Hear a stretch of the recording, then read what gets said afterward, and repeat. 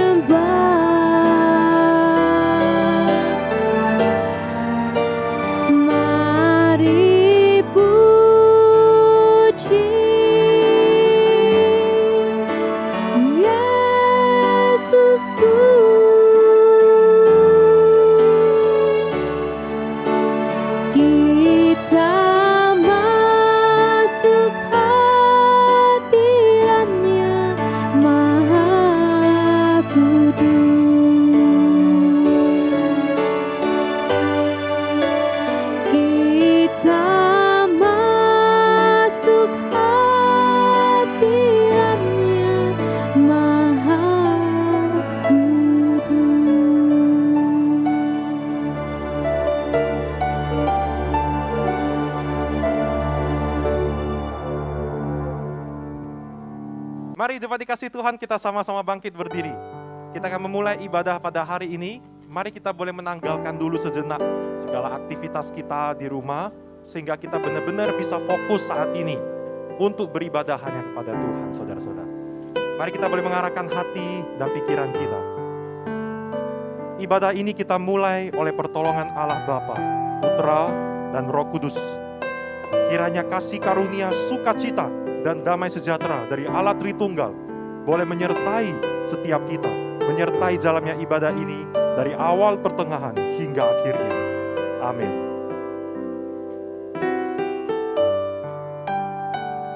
Shalom, selamat pagi jemaat yang dikasihi Tuhan.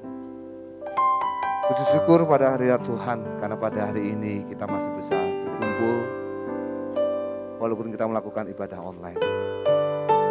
Saya ajak saudara, mari kita persiapkan akan hati kita, akan diri kita akan mau menyembah Tuhan. Bila roh Tuhan sudah bekerja ke setiap hati kita, dan pada saat kita memuji Tuhan, kita memuji Tuhan dari hati kita.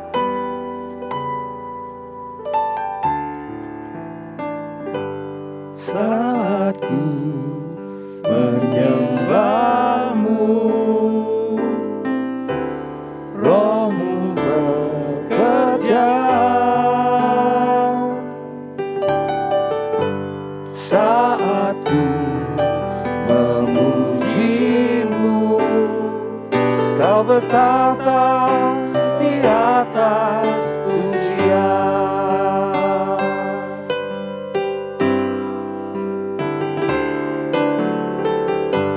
Saat ku menyembah-Mu, Roh-Mu bekerja.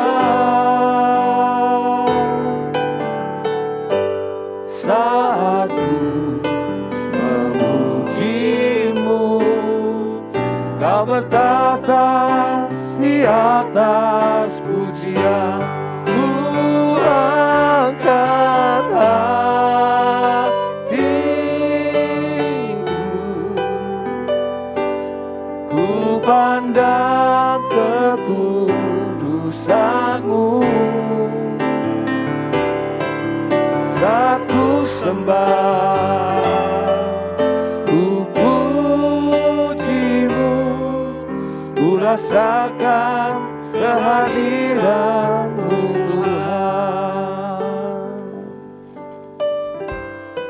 Mari kita bersama-sama pujikan sekali lagi lagu ini. Mari kita menyembah Tuhan dengan hati kita yang paling dalam. Kita mau meninggikan nama Tuhan kita.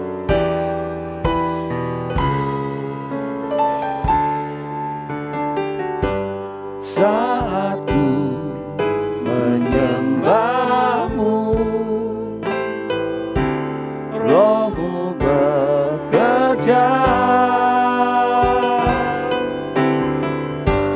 Saat ku memuji-Mu, Kau bertata di atas pujian. Ku angkat hatiku, ku pandang kekudusan-Mu. Saat ku sembah, ku puji-Mu, ku rasakan kehadiran-Mu Tuhan. Ku angkat hatiku,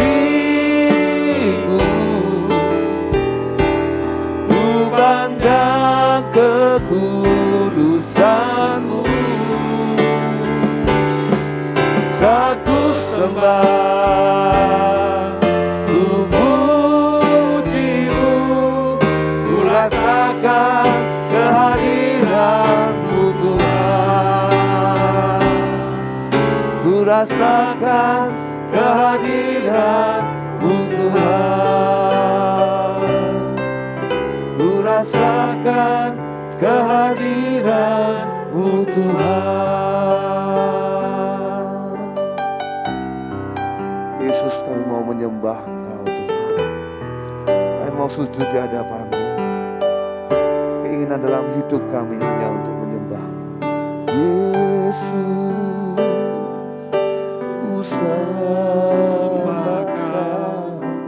sujud di hadapan-Mu. Keinginan dalam hidupku hanya untuk menyembah-Mu. Sekali katakan, Yesus, ku mau sembah Engkau. Yesus, ku sembahkan, sujud di hadapan-Mu. Keinginan dalam hidupku hanya untuk menyembah-Mu, hanya untuk menyembah-Mu, hanya untuk menyembah-Mu.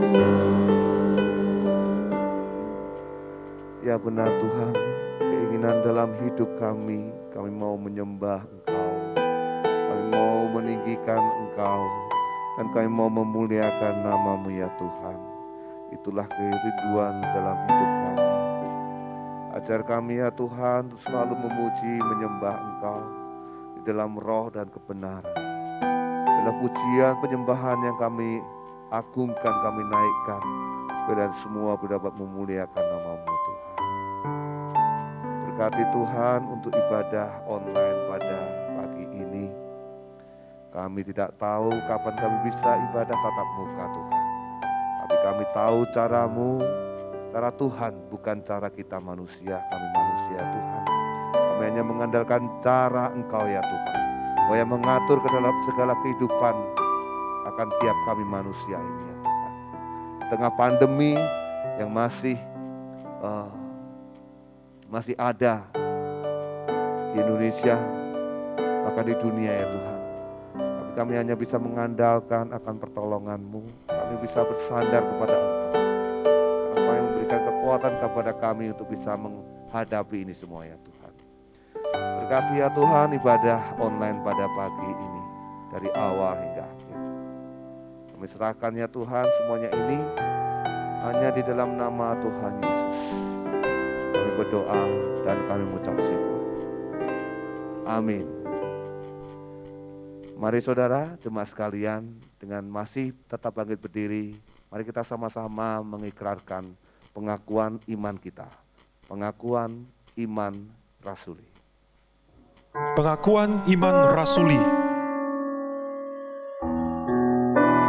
Aku percaya kepada Allah, Bapa yang Maha Kuasa, Khalik langit dan bumi, dan kepada Yesus Kristus, Anaknya yang tunggal, Tuhan kita, yang dikandung dari Roh Kudus, lahir dari anak darah Maria, yang menderita sengsara di bawah pemerintahan Pontius Pilatus, disalibkan, mati dan dikuburkan, turun ke dalam kerajaan maut. Pada hari yang ketiga, bangkit pula dari antara orang mati, naik ke surga, duduk di sebelah kanan Allah, Bapa yang Maha Kuasa. Dan dari sana ia akan datang untuk menghakimi orang yang hidup dan yang mati. Aku percaya kepada Roh Kudus, gereja yang kudus dan am, persekutuan orang kudus, pengampunan dosa, kebangkitan tubuh, dan hidup yang kekal. Amin. Mari saudaraku yang terkasih dalam Tuhan, kita pujikan bukan terbang. Firman Tuhan, pelita bagi kakiku. Janji Tuhan terang bagi jalan-jalan.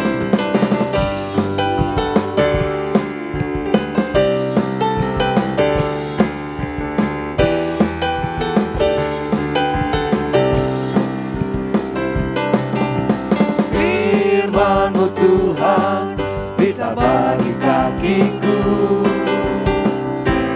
Janji-Mu terang bagi jalan-jalanku. Kebenaran-Mu menuntunku setiap hari. Ku menantikan-Mu, beri kekuatan baru. Ku kan terbang tinggi di awan bersama-Mu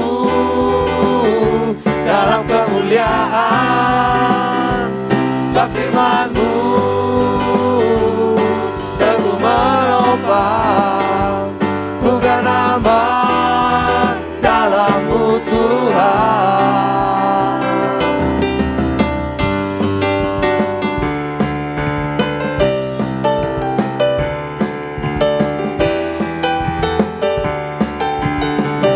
Mari kita katakan firman-Mu Tuhan.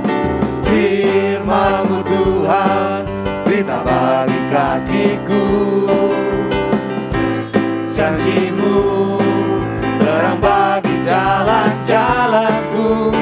Kebenaran-Mu menuntunku setiap hari. Ku menantikan-Mu, beri kekuatan baru. Ku kan terbang tinggi di awan bersama-Mu dalam kemuliaan. Sebab firman-Mu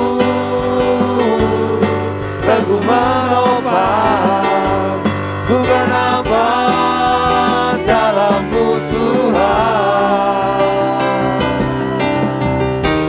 Jalan-Mu di atas jalan-jalanku, rancangan-Mu melebihi rancangan-Mu. Firman-Mu sungguh telah membebaskanku, berjalan lebih tinggi, berjalan bersama-Mu. Ku kan terbang tinggi di awan bersama-Mu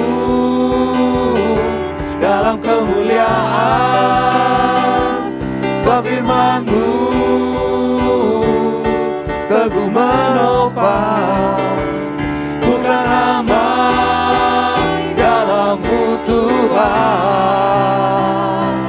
bukan terbang di awan, bersama-Mu dalam kemuliaan, sebab firman-Mu teguh menopang, bukan aman dalam-Mu Tuhan, bukan aman dalam-Mu Tuhan, bukan aman dalam-Mu Tuhan.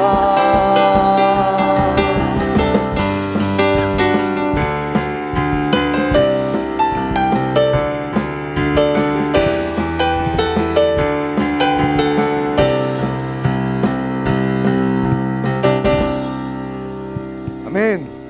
Mari jemaat sekalian kita persiapkan akan diri kita untuk mendengarkan firman Tuhan.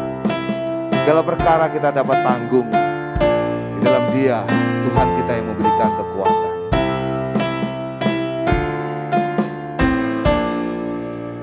Penolong yang selalu setia, memenuhi keperluanku, tak pernah Dia mengecewakan. Yesusku tak pernah gagal.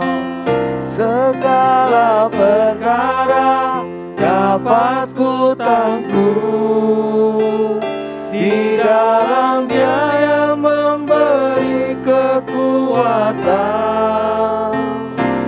Tuhan Yesus penolong dan sahabat, tetap percaya Tuhan setia.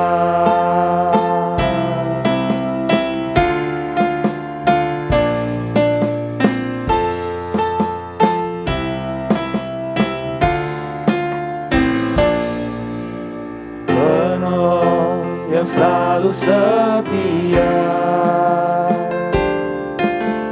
memenuhi keperluanku,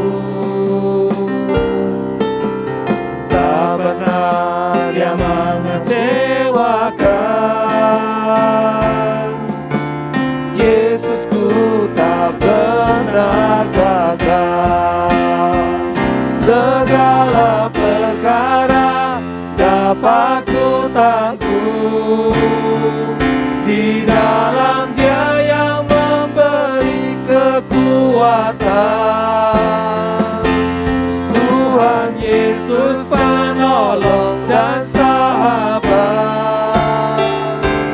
tetap percaya Tuhan setia.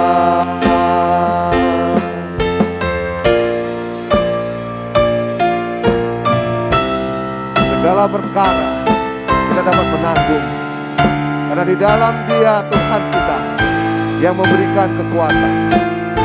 Tuhan Yesus adalah penolong sekaligus sahabat kita. Kita percaya kepada Tuhan karena Dia adalah Allah yang setia.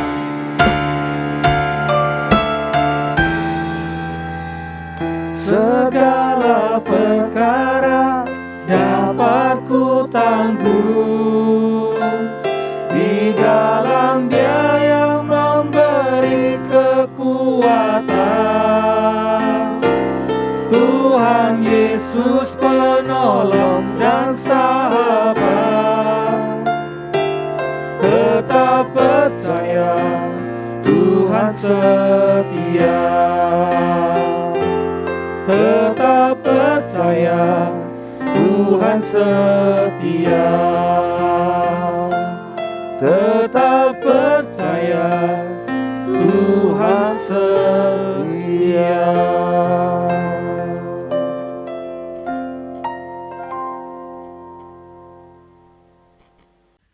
Shalom, saudara-saudara yang terkasih dalam Tuhan, saudara-saudara seiman, jemaat Tuhan dari BCS di Medan. Senang rasanya bisa ada bersama-sama dengan saudara-saudara melayani pemberitaan firman Tuhan di hari ini, di hari yang berbahagia ini saudara-saudara. Dan hari ini kita akan sama-sama membahas satu tema yang menarik sekali. Satu tema yang diberi judul caraku atau caranya, ya. Namun sebelumnya saya mengajak kita untuk mari kita mempersiapkan hati di hadapan Tuhan. Mari kita berdoa terlebih dahulu. Mari kita berdoa. Tuhan, kami rindu agar firman-Mu hari ini berbicara kepada kami secara pribadi. Melalui pemberitaan firman-Mu ini Tuhan, kami rindu agar Engkau Allah Roh Kudus bekerja di dalam hati kami masing-masing, dalam pikiran kami masing-masing. Engkau bekerja tanpa batas, Engkau bekerja Tuhan di dalam hidup kami. Karena itu Tuhan, biarlah melalui firman-Mu ini, kami Tuhan belajar untuk semakin dibentuk Tuhan, hati dan pikiran kami serupa Yesus. Kami berdoa di dalam nama Tuhan Yesus. Yang percaya sama-sama katakan amin. Baik, saudara, kita akan mendasarkan perenungan firman Tuhan hari ini, saat ini saudara-saudara, dari 2 Raja-Raja, kisah di dalam 2 Raja-Raja, pasal yang kelima, ayat yang ke-9 sampai ayat yang ke-15. 2 Raja-Raja, pasal yang kelima, ayat ke-9 dan sampai ayat yang ke-15. Firman Tuhan ini adalah firman Tuhan yang mempunyai konteks, yaitu ada seorang bernama Naaman. Dia ini adalah panglima dari Raja Aram, dan Naaman ini kemudian datang kepada Elisa. Firman Tuhan mengatakan, kemudian datanglah Naaman dengan kudanya dan keretanya, lalu berhenti di depan pintu rumah Elisa. Elisa menyuruh seorang suruhan kepadanya mengatakan, pergilah, mandi 7 kali dalam sungai Yordan, maka tubuhmu akan pulih kembali sehingga engkau menjadi tahir. Tetapi pergilah Naaman dengan gusar sambil berkata, aku sangka bahwa setidak-tidaknya ia datang keluar dan berdiri memanggil nama Tuhan Allahnya, lalu menggerak-gerakkan tangannya di atas tempat penyakit itu, dan dengan demikian menyembuhkan penyakit kustaku. Bukankah Abana dan Parpar, sungai-sungai Damsyik lebih baik dari segala sungai di Israel? Bukankah aku dapat mandi di sana dan menjadi tahir? Kemudian berpalinglah ia dan pergi dengan panas hati. Tetapi pegawai-pegawainya datang mendekat serta berkata kepadanya, Bapak, seandainya nabi itu menyuruh perkara yang sukar kepadamu, bukankah Bapak akan melakukannya? Apalagi sekarang ia hanya berkata kepadamu, mandilah dan engkau akan menjadi tahir. Maka turunlah Naaman membenamkan dirinya 7 kali dalam sungai Yordan, sesuai dengan perkataan abdi Allah itu. Lalu pulihlah tubuhnya kembali seperti tubuh seorang anak dan ia menjadi tahir. Kemudian kembalilah ia dengan seluruh pasukannya kepada abdi Allah itu. Setelah sampai, tampillah ia ke depan Elisa dan berkata, sekarang aku tahu bahwa di seluruh bumi tidak ada Allah kecuali di Israel. Sampai sedemikian juga pembacaan firman Tuhan, saudara-saudara yang terkasih. Saudara, baru-baru ini, barusan beberapa hari yang lalu saudara-saudara, saya di grup WA cukup ramai saudara-saudara. Pasalnya adalah salah seorang rekan pelayanan yang sementara melayani di Singapura sedang mengeluh karena di Singapura saat ini sedang lockdown saudara-saudara. Rupanya Singapura yang selama ini terkenal dengan protokol kesehatan yang begitu ketat, begitu luar biasa, Singapura yang terkenal dengan pelayanan kesehatan atau kebijakan pemerintahnya yang begitu ketat dan teratur, rapih dilaksanakan dan dilakukan oleh warganya, rupanya Singapura toh ternyata mengalami outbreak saudara-saudara, di mana kasus COVID atau penularan COVID ini yang tertinggi sepanjang tahun, dan mereka yang ada di Singapura saudara-saudara sementara was-was karena mereka khawatir jangan-jangan COVID menjadi tidak terkendali di Singapura. Saudara-saudara, kejadian ini menjadi menarik karena dia tidak menyangka atau rekan saya ini tidak menyangka bahwa di Singapura akan terjadi seperti ini. Dan kita yang pelayanan di Indonesia ramai-ramai menyindir atau lebih tepatnya menggoda dia karena rupanya Singapura pun tidak lepas dari yang namanya pandemi COVID, saudara-saudara. Saudara, cerita ini menunjukkan kepada kita bahwa masalah di dalam hidup kita itu seringkali tidak terduga. Masalah yang terjadi di dalam hidup kita itu seringkali tidak kita sangka, saudara-saudara. Bahkan yang kita pikir orang yang terbebas dari masalah pun bisa saja mengalami masalah-masalah di dalam hidupnya yang kita tidak pikir atau tidak kita duga. Misalnya saudara-saudara pada kasus yang terjadi tadi yaitu seorang panglima bernama Naaman. Dia adalah panglima Raja Aram, seorang yang punya kedudukan tinggi tetapi dia mengalami masalah. Saudara berbicara tentang masalah, tentu kita ingin supaya masalah kita itu ingin segera kita atasi. Masalah kita ingin kita segera bereskan saudara-saudara. Dan seringkali kita adalah orang-orang yang tidak sabar atau orang-orang yang tidak punya satu kesabaran tertentu untuk berada dalam masalah. Secara natural kita manusia adalah manusia yang ingin cepat keluar dari masalah. Dan seringkali di dalam keadaan seperti itu kita menggunakan cara-cara kita. Saudara ketika mempersiapkan khotbah ini saudara, saya menemukan sebuah video yang menarik sekali. Kira-kira seperti ini saudara.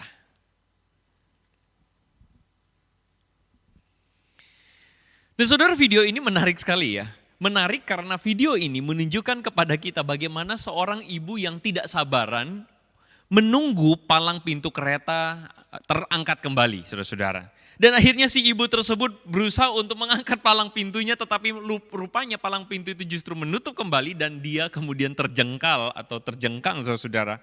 Dan ini menunjukkan bagaimana cara si ibu tersebut atau cara dirinya sendiri itu tidak menjadi solusi untuk masalahnya. Malah membuat hidupnya makin kacau saudara-saudara. Dan saudara seringkali di dalam hidup kita berjumpa dengan dua pilihan. Berjumpa ketika dalam masalah itu, berjumpa untuk melakukan atau membereskan masalah kita dengan cara kita sendiri, atau menghadapi masalah tersebut dengan caranya Tuhan, dengan solusi yang daripada Tuhan. Nah hari ini saya ingin mengajak kita sama-sama berefleksi dari kisah seorang Naaman yang bergumul dengan dua pilihan ini saudara-saudara. Nah namun saya mengajak kita untuk mungkin sebagian dari kita mungkin belum terlalu familiar, saya akan sedikit ceritakan bagaimana Naaman ini saudara-saudara mengalami atau sampai pada kejadian di mana kita baca tadi. Jadi cerita ini bermula saudara-saudara dengan pasal 5 ayat 1 yang mengatakan bahwa dia ini adalah seorang panglima, tentara Raja Aram. Dia ini adalah orang yang terpandang. Nah kalau saudara belum punya bayangan, kira-kira kerajaan Aram itu saudara-saudara adalah kerajaan yang berada di berbatasan saudara-saudara dengan kerajaan Israel pada saat itu. Nabi Elisa itu melayani di kerajaan Israel. Dan kejadian yang tadi kita baca itu terjadi di Israel. Nah orang Aram atau kerajaan Aram ini adalah bisa dikatakan saingan atau rival dari kerajaan Israel juga. Ya, jadi hubungan mereka itu kadang baik, kadang buruk, kadang baik, kadang buruk saudara. Nah terjadilah Naaman ini atau panglima dari Raja Aram ini mengalami sakit kusta saudara-saudara. Sakit yang pada waktu itu adalah sakit aib, merupakan aib dan seringkali dianggap sebagai kutukan Tuhan saudara-saudara. Jadi ironis ya, Naaman ini adalah seorang yang punya posisi, punya kedudukan tetapi justru dia dianggap mengalami kutukan Tuhan. Kita di dalam hidup seringkali lihat rumput tetangga lebih hijau saudara-saudara. Tetapi seringkali dalam rumput yang lebih hijau itu kita tidak tahu. Rupanya ada masalah juga dalam hidup mereka semua. Dan inilah yang terjadi dengan Naaman ini. Saudara firman Tuhan mengatakan kepada kita, terjadilah sebuah anjuran atau usulan dari seorang tawanan atau seorang budak, yakni seorang perempuan kecil berkebangsaan Israel yang ditawan oleh orang Aram. Kebetulan anak itu atau budak itu bekerja pada istri Naaman. Lalu kemudian perempuan kecil itu mengatakan bahwa sekiranya tuanku menghadap nabi yang di Samaria itu, maka niscaya Tuhan akan sembuh. Saudara singkat cerita, berita atau anjuran ini didengarkan oleh Naaman. Saudara kenapa sampai Naaman mau mendengar seorang perempuan kecil? Saudara saya sangat yakin bahwa Naaman sampai pada titik di mana tidak ada solusi bagi masalah yang dihadapi. Dia menemukan begitu banyak jalan buntu dalam hidupnya sehingga dia harus mau tidak mau mendengarkan usulan dari seorang gadis kecil yang bahkan tidak disebutkan namanya. Seorang gadis kecil, seorang budak bangsa Israel. Sehingga akhirnya Naaman mendengarkan usulan tersebut karena dia tidak tahu lagi bagaimana caranya menyelesaikan masalah dia atau kustanya. Saudara, cerita ini kemudian bergerak cepat dan datanglah Naaman saudara-saudara kepada Elisa. Firman Tuhan mengatakan kepada kita bahwa cerita ini saudara-saudara atau Naaman ini datang dengan apa? Datang dengan kudanya dan keretanya. Wow saudara-saudara.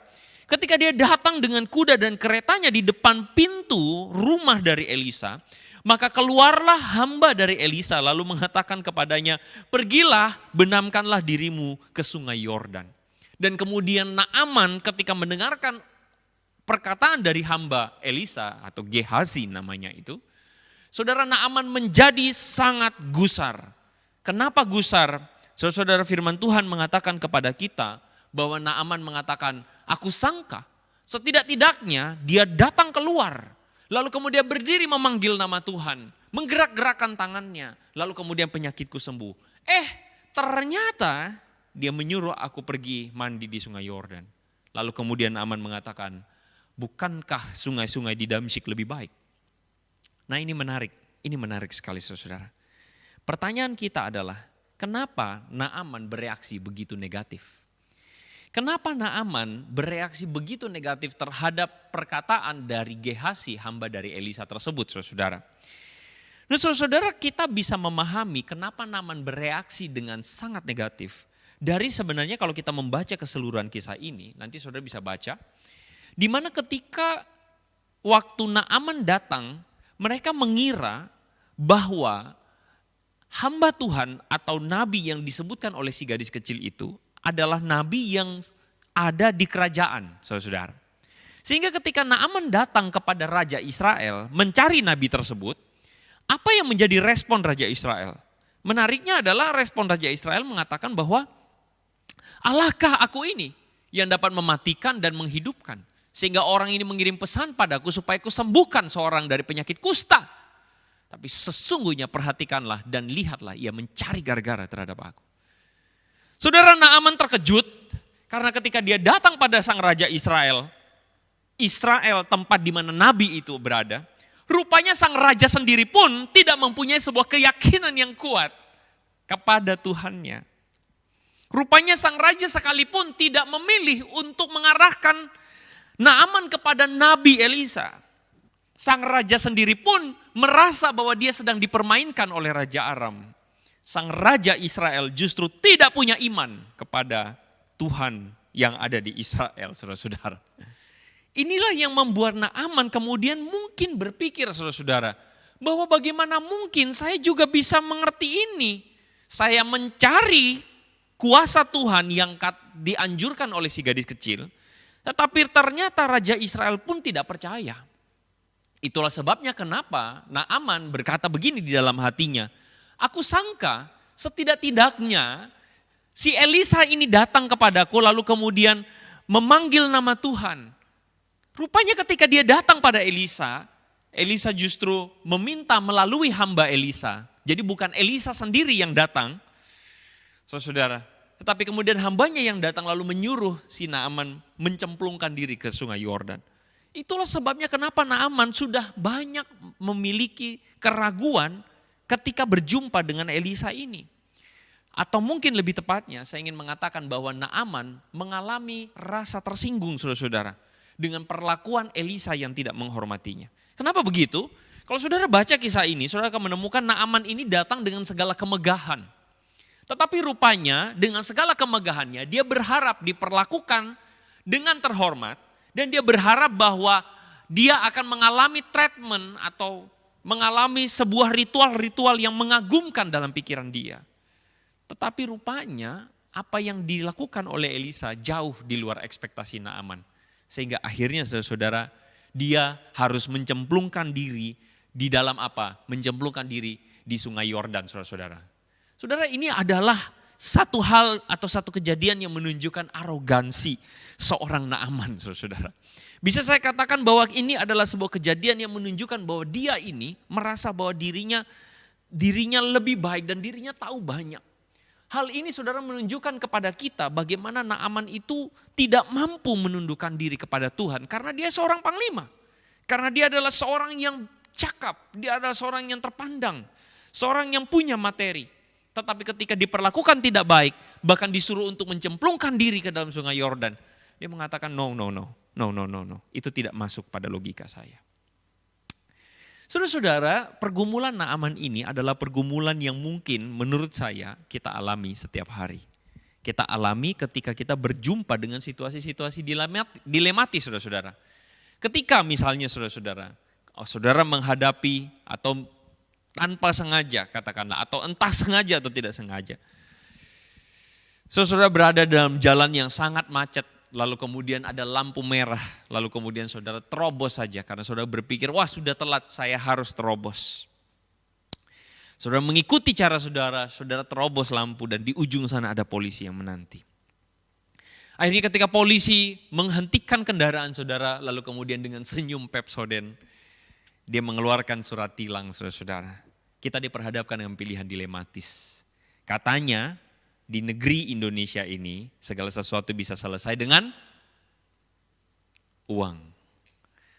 Kita berhadapan dengan pilihan dilematis, saudara-saudara, di mana semua orang melakukan atau membereskan masalah tilang ini dengan memberikan 50.000 atau memberikan 100.000 atau bahkan 200.000, saudara-saudara, supaya beres dari masalah tilang, bukan?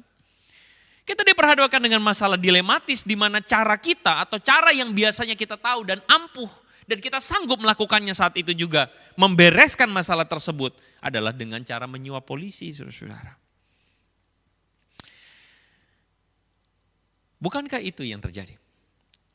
Saudara, bagaimana mengatasi sebuah kejadian di mana ketika engkau menikah misalnya, lalu kemudian kita mengalami sedikit gesekan dengan pasangan kita. Kita mengalami pasangan yang menyebalkan, kita mengalami pasangan yang ngebetein, saudara. Dulu waktu menikah, waktu mulai menikah, waduh dunia begitu indah. 1 tahun, 2 tahun, 5 tahun, 10 tahun, dunia yang indah itu pelan-pelan saudara mulai menyebalkan, saudara. Ketika berhadapan dengan pasangan yang menyebalkan, apa yang akan kita lakukan? Saudara, kata tetangga di sebelah, waduh kalau pasanganmu nyebelin, selingkuh aja. Atau kalau pasanganmu nyebelin, labrak, tunjukin bahwa kamu adalah laki-laki yang kuat. Tunjukin bahwa kamu adalah laki-laki yang tidak bisa dikontrol. Tunjukin bahwa kamu adalah laki-laki yang tidak takut istri. Dunia mengajarkan kepada kita bagaimana membereskan istri yang menyebalkan, sikat. Dunia mengajarkan kepada kita bagaimana membereskan suami yang menyebalkan, hantam balik, jangan mau kalah dengan laki-laki. Saudara-saudara, kita berjumpa dengan dunia yang memberikan caranya sendiri, saudara-saudara. Dalam menghadapi masalah-masalah yang ada dalam hidup kita, dunia punya solusi dan solusi itu seringkali saudara-saudara berhubungan dengan sikap hati kita yang penuh dengan dosa. Dari kisah Naaman, saudara-saudara, kita berhadapan dengan sebuah arti bagaimana mengerti penundukan diri kepada Tuhan adalah solusi yang terbaik, saudara-saudara, ketika kita berjumpa dengan masalah-masalah kita. Dan ini yang menjadi pergumulan kita, bukan? Saudara, saya ketika mendapatkan khotbah ini, caraku versus caramu, saudara-saudara, atau caraku atau caramu, caranya Tuhan. Saya berpikir, saya khawatir, jangan-jangan pemikiran kita hanya sebatas pada, oh kalau saya ada dalam masalah atau saya ada dalam penyakit, maka saya menunggu cara Tuhan. Apa cara Tuhan? Berdoa puasa. Saya khawatir kita terjebak dalam pemikiran yang keliru. Karena menurut saya saudara-saudara, ada maksud Tuhan yang lebih besar dari hanya sekadar Naaman yang sembuh dari sakit kusta. Saudara, firman Tuhan menceritakan kepada kita dalam bagian ayat yang selanjutnya, saudara-saudara, bahwa di situ dikatakan turunlah Naaman ketika dia kemudian dibujuk oleh bawahannya. Tuhan, bukankah caranya gampang? Benamkan diri ke Yordan, kenapa enggak? Oke, akhirnya dia turun ke sungai Yordan, lalu dia membasuh tubuhnya. Lalu dikatakan, maka pulihlah tubuhnya seperti tubuh seorang anak dan dia menjadi tahir. Saudara-saudara, kita sebagai orang Kristen mungkin berpikir, wah inilah yang paling keren. Wah inilah yang luar biasa. Naaman akhirnya menjadi sembuh. Firman Tuhan mengatakan, kembalilah Naaman dengan seluruh pasukannya kepada Elisa. Lalu kemudian dia berkata, sekarang aku tahu bahwa seluruh bumi tidak ada Allah kecuali di Israel. Pertanyaan saya adalah, menurut saudara-saudara, apa mujizat terbesar pada Naaman? Menurut saudara, apa mujizat terbesar yang dialami oleh Naaman? Naaman sembuh, oke. Naaman pulih, oke.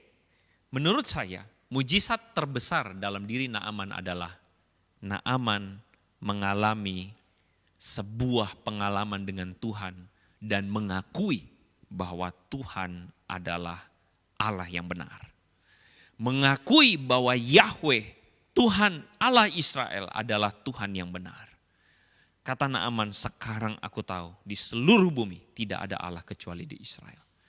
Saudara, banyak orang mengira bahwa mujizat terbesar Naaman adalah ketika Naaman ini disembuhkan dari penyakit kustanya. Menurut saya tidak.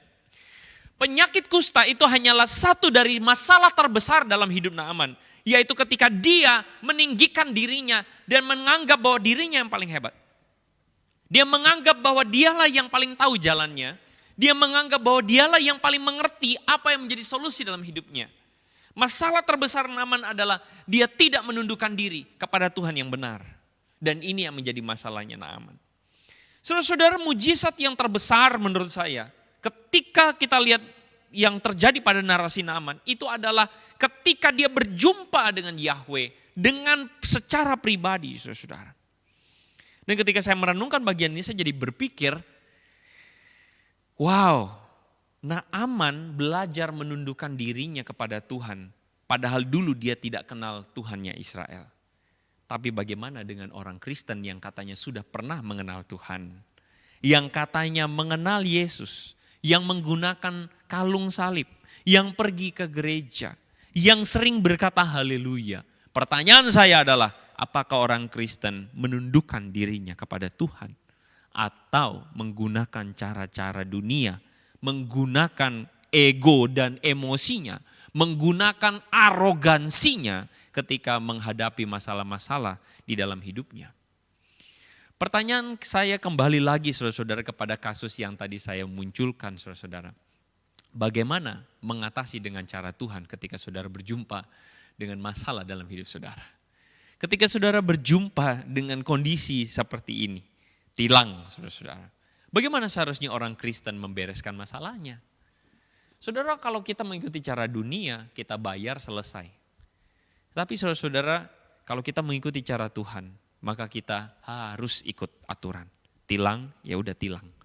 Ya udah saudara-saudara, kita harus mau tidak mau menerima konsekuensi atas pelanggaran yang kita lakukan. Saudara, saya punya pengalaman ketika satu saat tanpa sengaja saudara-saudara saya melanggar lalu lintas karena saya tidak lihat rambu-rambunya. Saya jujur tidak melihat. Perhatian saya tertuju kepada Google Maps saudara-saudara sehingga saya melanggar. Saudara, ketika saya diberhentikan oleh seorang polisi, saya diajak masuk ke dalam pos. Lalu kemudian si polisi tersebut mengatakan, iya Bapak udah ngelanggar ya dan sebagainya, berbasa-basi. Lalu kemudian dia katakan, ya jadi ini nanti Bapak harus ditilang, saya minta surat-suratnya diambil saudara. Lalu kemudian dia mengeluarkan sebuah buku kecil. Dan di buku kecil tersebut saudara-saudara dia mengatakan, Pak ini para pelanggar-pelanggar yang tadi. Dia mengeluarkan buku dengan list nama-nama saudara-saudara bersama-sama dengan jumlah uang yang dibayarkan. Jadi katakanlah si A 200.000, si B 300.000, si C 100.000. Saudara-saudara ada listnya, ada catatannya saudara-saudara. Dan dia kemudian tunjukkan kepada saya dan dia mengatakan, gimana Pak mau diselesaikan atau tidak?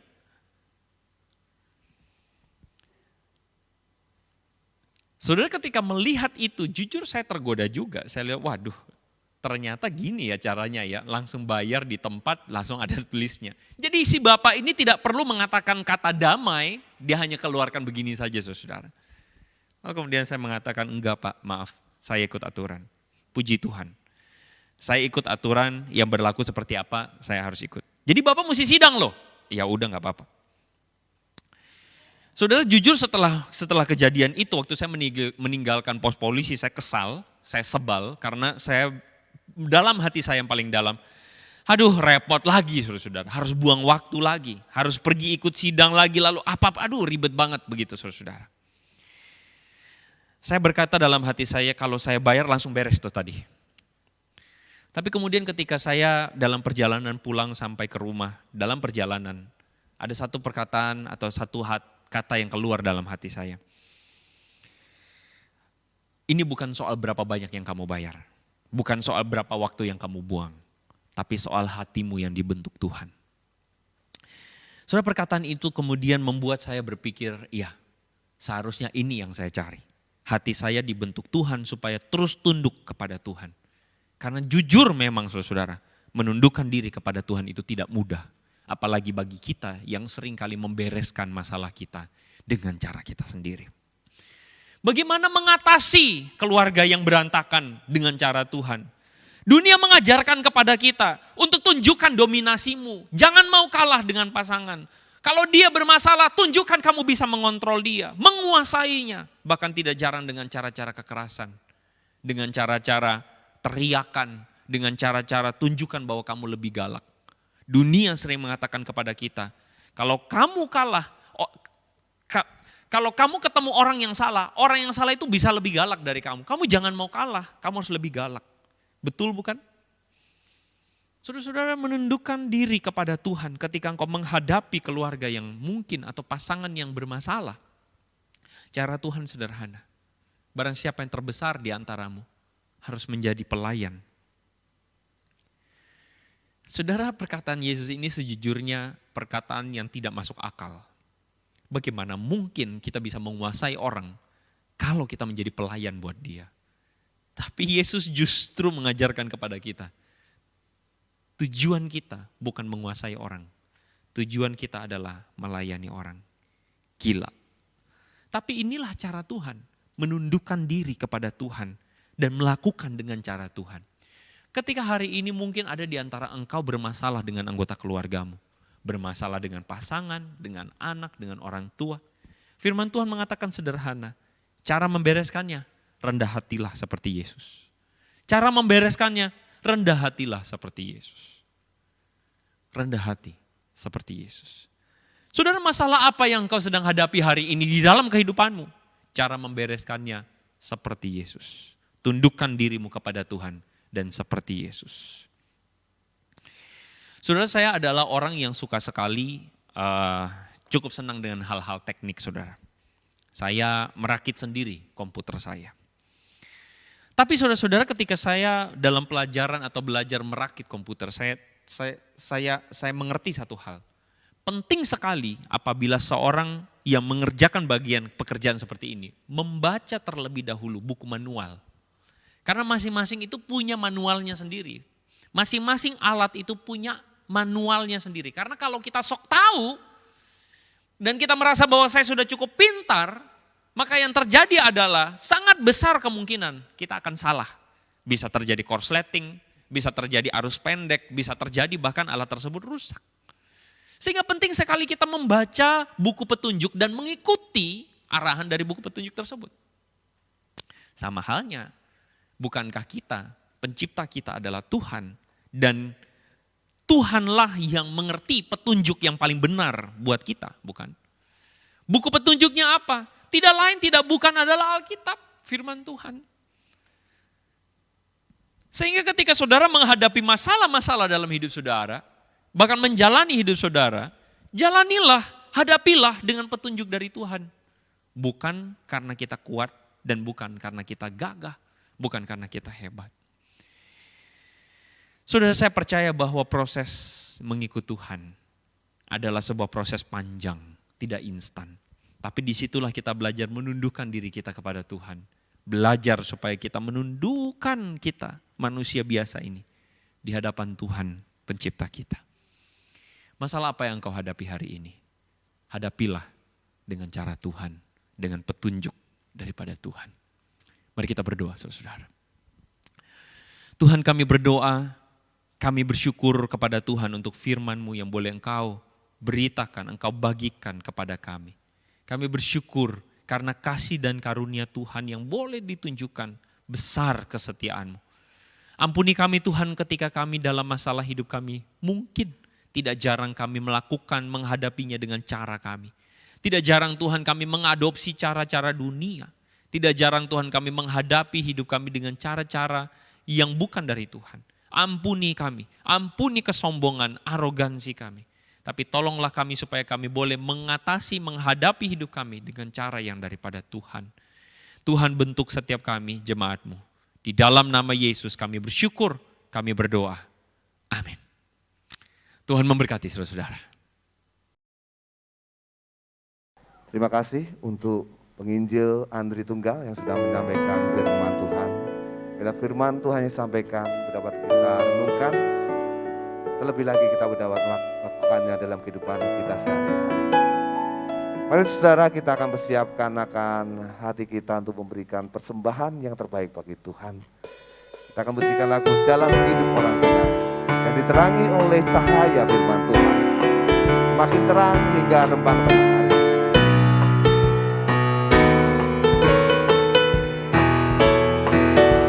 Jalan hidup orang benar diterangi oleh cahaya firman Tuhan. Jalan hidup orang benar semakin terang hingga rembang tengah hari. Apabila dia jatuh, tidaklah dibiarkan sampai tergeletak, sebab tangan Tuhan jua yang menopangnya dan membangunkan dia kembali. Mari kita pujikan sekali lagi lagu Jalan hidup orang benar diterangi oleh cahaya firman Tuhan. Jalan hidup orang benar semakin terang hingga rembang tengah hari. Apabila dia jatuh, tidaklah dibiarkan sampai tergeletak, sebab tangan Tuhan jua yang menopangnya dan membangunkan dia kembali. Apabila dia jatuh, tidaklah dibiarkan sampai tergeletak, sebab tangan Tuhan jua yang menopangnya dan membangunkan dia kembali. Mari kita bersatu hati, kita berdoa, kita sama-sama bangkit, berdiri. Tuhan, jalan hidup orang benar, biarlah itu boleh sungguh menjadi jalan kehidupan setiap kami. Kami mau menjadi orang-orang yang hidup taat sesuai dengan firman Tuhan. Allah Roh Kudus yang kiranya boleh memampukan kami dalam keseharian kami, dalam pekerjaan kami, dalam rumah tangga, dalam studi, dalam hal apapun yang kami lakukan. Biarlah kami boleh tetap hidup benar, hidup sesuai dengan firman Tuhan, sesuai dengan cara-Mu ya Tuhan. Terima kasih pada saat ini kami menyerahkan untuk setiap jemaat-Mu. Engkau yang terlebih mengerti apapun yang menjadi pergumulan setiap kami pada saat ini. Pergumulan yang ringan, mungkin sampai pergumulan yang sangat berat pada saat ini yang kami alami, yang kami hadapi. Tapi kami mau belajar percayakan itu semua kepada Tuhan. Kami mau percayakan bahwa cara Tuhan itu lebih baik. Jalan Tuhan di atas jalan-jalan kami. Rancangan-Mu di atas rancangan-rancangan kami ya Tuhan. Ajar kami boleh percaya akan hal itu ya Tuhan. Terima kasih dan kami juga percaya bahwa Engkau akan memulihkan setiap kami itu tepat pada waktunya ya Tuhan. Waktu daripada Tuhan. Kami saat ini terus menyerahkan ya Tuhan untuk kerohanian daripada jemaat-Mu di tempat ini juga. Tolonglah kami supaya kami dari hari lepas hari kami boleh semakin bertumbuh. Kami boleh semakin percaya kepada Tuhan. Hari lepas hari kami tetap setia mau merenungkan firman Tuhan. Kami mau menyisihkan waktu kami untuk kami bersaat teduh, membaca firman Tuhan. Kiranya Allah Roh Kudus yang juga boleh senantiasa mengingatkan kami akan hal ini. Sehingga input-input yang masuk di dalam diri kami bukan hanya berita-berita, hal-hal lain ya Tuhan yang mungkin bisa menakutkan kami, yang bisa membuat kami khawatir ya Tuhan. Tetapi firman Tuhan yang akan membangkitkan semangat, kekuatan, dan sukacita. Biarlah itu yang boleh setiap hari juga masuk di dalam diri setiap kami.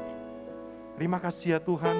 Kami terus menyerahkan juga untuk tenaga-tenaga kesehatan. Tuhan memberikan kekuatan, semangat kepada mereka. Berikan kesehatan pada setiap mereka yang masih terus berjuang untuk melayani setiap pasien-pasien yang ada. Terima kasih. Kami juga terus menyerahkan untuk pemerintah kami. Dari jajaran tertinggi hingga yang terendah, Tuhan berikan kerjasama yang baik untuk mereka bisa dapat semakin menurunkan laju penyebaran COVID-19 dan tetap mewaspadai akan adanya varian-varian baru yang mungkin sulit terdeteksi kehadirannya. Tuhan berikan hikmat pada mereka untuk membangun ekonomi di dalam negara kami ini, memulihkan ekonomi ya Tuhan. Terima kasih Tuhan, ini doa dan seru kami di hadapan-Mu, dan inilah persembahan kami. Kami persembahkan hanya untuk kemuliaan nama Tuhan. Kiranya Tuhan yang boleh menyucikan dan menguduskan. Di dalam nama Tuhan Yesus Kristus kami bersatu hati, kami berdoa. Amin. Mari bersama-sama kita pujikan doksologi, segala kemuliaan hanya bagi nama Tuhan.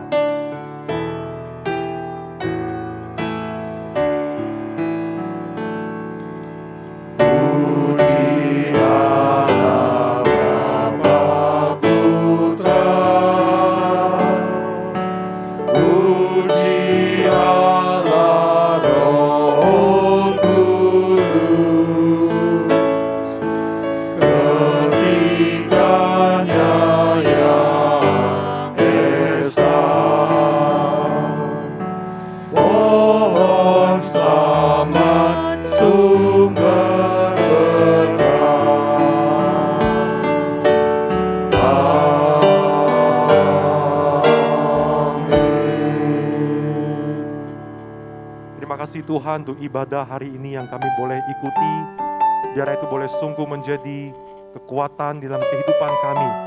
Secara khusus untuk firman Tuhan yang sudah ditaburkan, biarlah itu boleh tetap terus tinggal di dalam hati kami dan berbuah lebat dalam kehidupan kami sehari-hari. Terima kasih ya Tuhan, dan mari jemaat dikasih Tuhan, kita arahkan hati pikiran kita kepadanya. Terimalah berkat daripada Tuhan. Kiranya kasih karunia yang berlimpah-limpah dari Allah Bapa, damai sejahtera, sukacita dari Tuhan kita Yesus Kristus Juru Selamat kita, penghiburan kekuatan dari Allah Roh Kudus akan senantiasa menuntun menyertai hidup kita, mulai dari sekarang sampai selama-lamanya. Amin.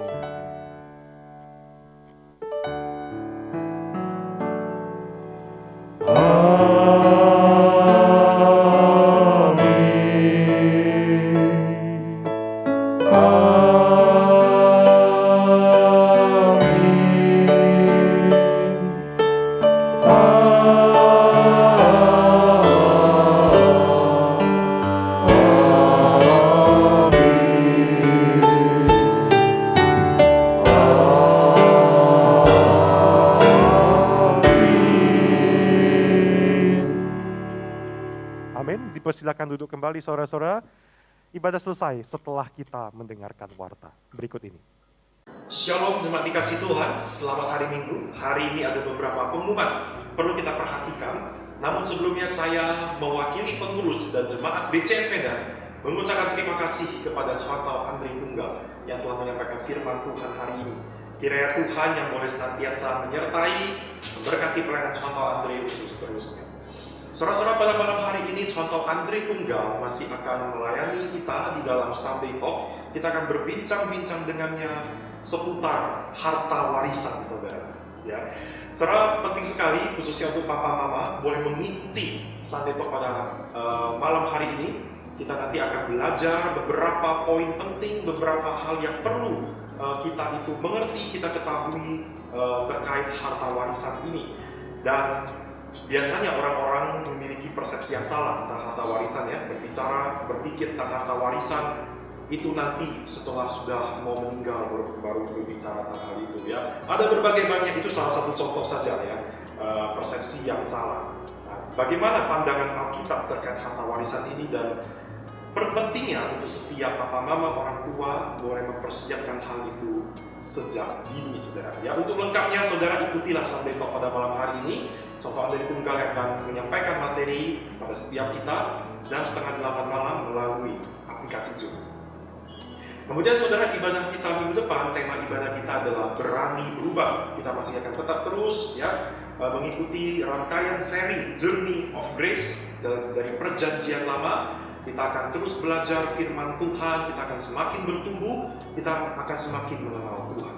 Ya, saudara, saya rindu setiap kita boleh tetap memiliki hati yang setia, rindu untuk beribadah kepada Tuhan. Jam 10:30 melalui saluran channel YouTube Bright Community Service Medan. Kemudian saya juga mau terus mengingatkan kepada para muda-mudi, youth, saudara, kita setiap Jumat ya, khususnya minggu kedua sampai minggu yang keempat, kita ada Sateber, saat teduh bersama. Karena itu mari kita boleh ikut dan ajak teman-teman kalian ya, boleh ikut di dalam saat teduh bersama ini. Kita masih belum bisa berkumpul, tapi melalui teknologi yang ada, mari kita boleh menerapkan tali kasih kita para youth di BCS Medan. Kemudian juga sekolah minggu, saya terus mengajak untuk papa mama ya, bagi anak-anak yang belum ikut sekolah minggu, ayo ajak ikut sekolah minggu. Ada dibagi 2 kelas, ada kelas kecil, ada kelas besar ya. Setiap minggu jam 9 pagi. Ya, bagi saudara-saudara yang rindu anak-anak ikut, nanti saudara bisa langsung japri dengan saya, tidak apa-apa saudara. Ya, baik saudara, demikian saja pengumuman dan warta hari ini. Saya harap saudara di rumah boleh tetap dalam keadaan yang sehat. Bagi saudara-saudara yang sedang dalam lemah tubuh, saya terus doakan supaya saudara bisa lekas sembuh. Dan mari kita boleh tetap terus memperhatikan satu sama lain. Selamat hari Minggu. Tuhan Yesus memberkati saudara.